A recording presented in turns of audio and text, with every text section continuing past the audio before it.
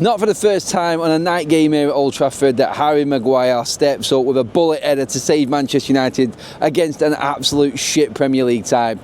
Last time it was Leicester, this time it's Ipswich. Ipswich are going down. Manchester United scrambled a win out of nothing, playing with 10 men, playing with 9 men, more on that in a minute, but every man in a red shirt in that second half deserves credit for Manchester United because we handled that second half really well. We played well in dealing with being down to 10 men in that second half. I wanted to start with the positives and just go through what that was that second half there, and that was character. That's all that was. That could have been at the end of Manchester United right there. That could have been the end of Ruben Amorim. That's how serious it was. That's how serious that game was getting there, and it was all because of one man throwing it away. Again, Andre Onana in the first half of that game, the man is going to destroy Ruben Amorim single-handedly. He really is. He is a liability. He is an absolute clown. And again, I'm stood here outside Old Trafford, scrambling against Ipswich, positives for a second half performance, which he pretty much left us in the lurch with. Thank God the rest of the team actually stood up in the second half and were counted. I felt a little bit sorry for Patrick Dorgu in going down to 10 men, but then I seen an image back of it, and it's hard to obviously see it here at the stadium, but my God, what's he thinking? It's like we're on emotional overload. It's like I'm watching Manuel Ugarte fist pumping. I'm watching Casemiro, like veins popping out the side of his head because he's made a tackle. High-fiving tackles, scrambling balls away.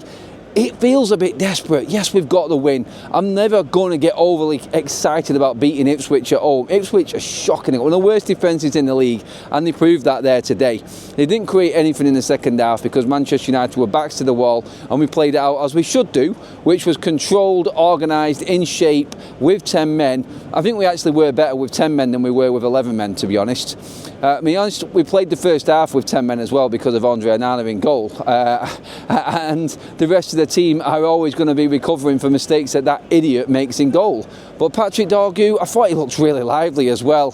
The mistake which cost the goal and then the red card, bit of a nightmare night, even though there were positives for Dorgu in his little cameo in that first half. So not overly concerned with Dorgu in terms of going forward. He'll learn from that. Again, like I said, it was like emotional overload, and I think Dorgu proved that in terms of that tackle there and going way over the top.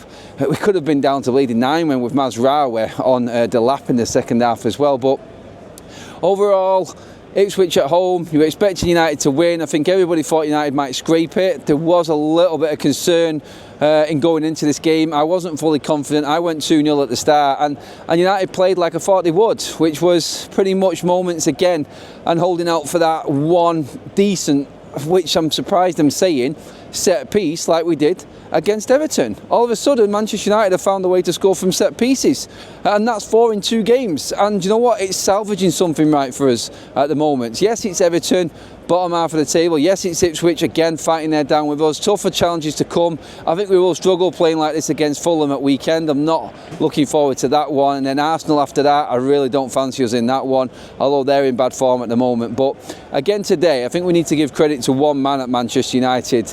Harry Maguire again, yeah, obviously he got the goal, but standout again, involved in all 3 goals. And without Bruno Fernandes right now, you can slate him, you can call him whatever you want. You can say he's erratic, you can say he's petulant, you can say he's wasteful. But one thing you cannot argue with Bruno Fernandes is passion and leadership. And on the pitch, he's shown it the last few games for United. And he's dragged United over the line again today. Great deliveries, enthusiasm. I've seen it pop up on my phone that he's man of the match again. I would give it to Bruno Fernandes yet again, to be honest.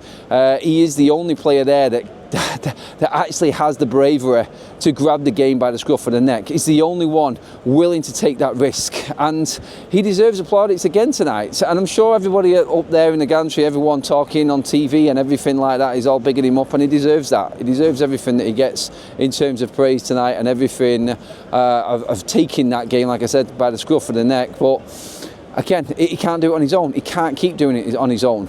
And let's not forget, I said it at the top, and I'll say it again right now, we're dragging ourselves over the line against crap teams, let's be honest. I mean, Everton were on a bit of a roll, Ipswich dead and buried. We've got Leicester coming up in a couple of weeks as well.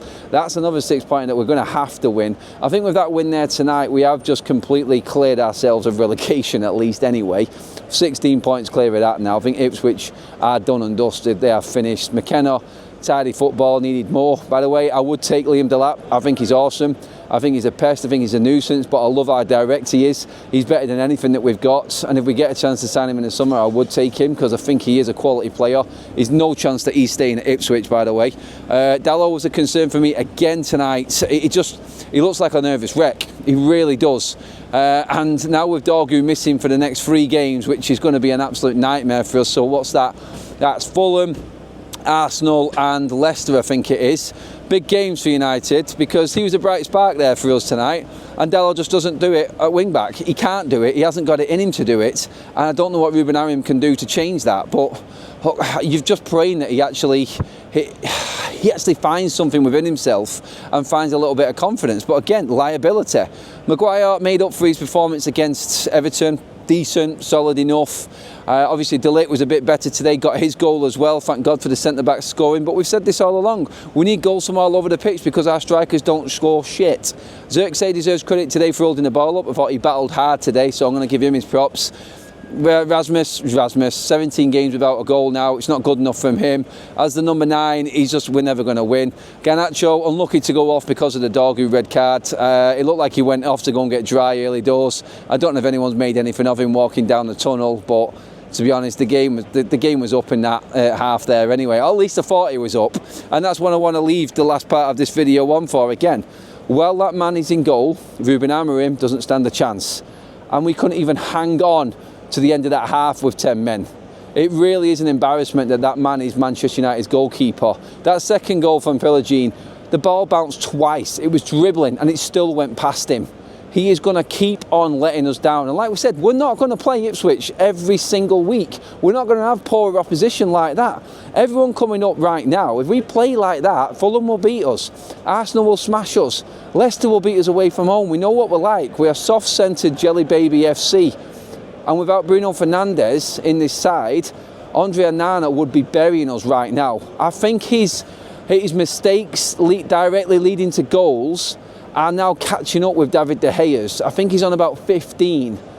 And that is literally single-handedly burying us right now. And while he is Man United's goalkeeper, Ruben Amorim is going to struggle to keep his job. That's how serious the matter is. As soon as Bayindir is fit, as soon as he is back in the side, Andre Onana is dropped like a stone. I would put Tom Heaton ahead of him. I've said this constantly. I'm like a broken record of Onana. I called him out ages ago. I know, as a defender, what I used to be like. If he had someone behind me who was as nervous as Andre Onana is, who can't distribute a ball, who can't catch a ball, who can't command his box. For some reason, he decided to come out off his line when he didn't need to. He never comes out off his line. He left Dorgu stranded. Dorgu doesn't go without blame on the first goal, obviously. But why is Onana making it complicated? He has to read that situation with a young fullback just coming into the side and be the professional, but he hasn't got it. He hasn't got the capabilities of calming anything down, and United will be smashed to pieces with the opposition coming up. It's as simple as that. But tonight we take the win, we take the 3 points. Praise to Bruno Fernandes, the captain, and the defence, and the whole Manchester United side at the end there for managing a very good second half against 10 men when that could have gone south very, very quickly. And thank you, defenders, for actually scoring some goals. But again, that's 4 goals from set pieces in 2 games, so you've got to take that as a massive positive. Let me know what you think. Like, share and subscribe to Forever United TV. Get me your comments in below. Who would stand out for you there tonight?